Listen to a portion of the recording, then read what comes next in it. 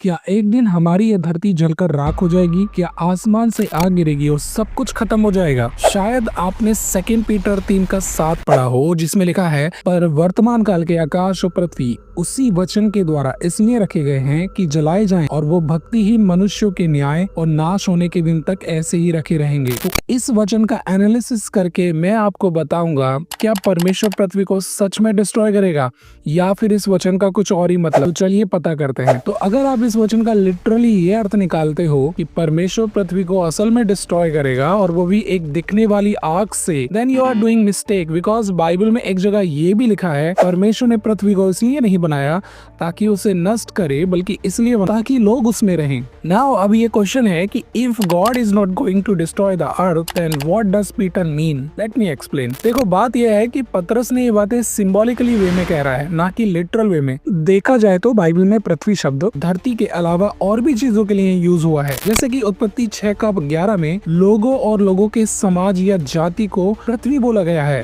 लिखा है, उस समय पृथ्वी परमेश्वर की दृष्टि में बिगड़ गई थी और उपद्रव से भर गई थी। और यहाँ पृथ्वी के बिगड़ने का मतलब समाज, जाति, लोगों से है, ना कि हमारे प्लेनेट से जिस पर हम रहते हैं। तो असल में धरती नहीं बिगड़ी, बल्कि लोग बिगड़े, क्योंकि लोगों के मन में जो कुछ भी आता वो बुरा ही आता था। इसलिए परमेश्वर ने लोगों को नाश किया, जिन्हें पृथ्वी कहा गया। तो वैसे ही जब पीटर कहता है कि पृथ्वी को आग से जलाया जाएगा और पुराने आकाश और पुरानी पृथ्वी को नष्ट कर दिया जाएगा और फिर नए आकाश और नई पृथ्वी होगी, तो यहाँ भी इन सब बातों का मतलब संकेतों में है। और ये इस वचन के कॉन्टेक्स्ट से ही हमें समझ आ जाता है, जो कि शुरू होता है वचन 3 से, जिसमें लिखा है, और ये जान लो कि अंतिम दिनों में हंसी ठट्टा करने वाले लोग आएंगे, जो अपनी ही अभिलाषाओं के अनुसार चलेंगे और कहेंगे, उसके आने की प्रतिज्ञा कहाँ गई? क्योंकि जब से बाप दादे सो गए हैं, सब कुछ वैसा ही है जैसा सृष्टि के आरंभ से था। फिर 6वां वचन आज के बुरे लोगों की तुलना नूह के समय के बुरे लोगों के साथ करता है। तो 6वां वचन कहता है, इन्हीं के द्वारा उस युग का जगत जल में डूबकर नाश हो गया। तो यहाँ पर जगत का मतलब लोगों से है।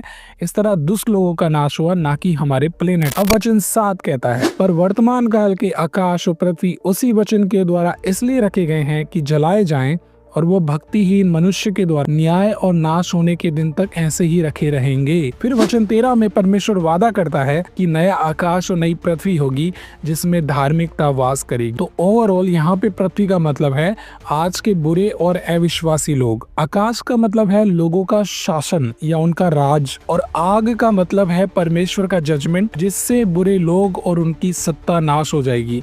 वैसे ही नई पृथ्वी का मतलब है कलीसिया, और नए आकाश का मतलब है परमेश्वर का राज जो उसके लोगों में हो। इसलिए पुराना आकाश यानी पुराना शासन जो लोग चलाते हैं मिटा दिया जाएगा, और बुरे लोग भी मिट जाएंगे, जिन्हें पृथ्वी बोला गया। चलिए एक वचन और देखते हैं जो शायद लोगों को कंफ्यूजिंग लग सकता है। मलाकी 4:5, जिसमें परमेश्वर पृथ्वी को नष्ट करने के बारे में कहता है, और लिखा है, देखो, यहोवा के उस बड़े और भयानक दिन के आने से पहले मैं तुम्हारे पास एलिय्याह नबी को भेजूंगा, और वो माता पिता के मन को उनके पुत्रों की ओर फेरेगा और पुत्रों के मन को उनके माता पिता की ओर फेरेगा।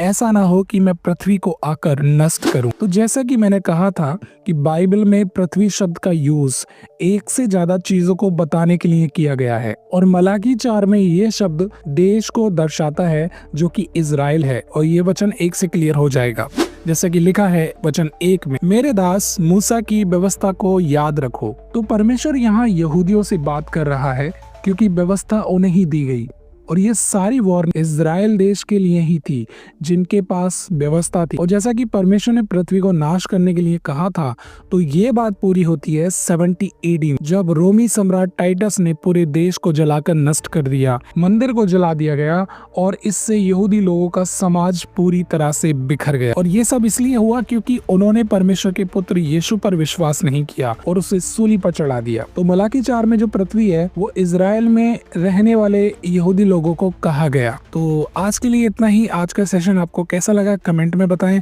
अगर आपका कोई सवाल हो तो आप लिख सकते हैं। तो दोस्त, फिर मिलेंगे नेक्स्ट वीडियो में। Catch you later.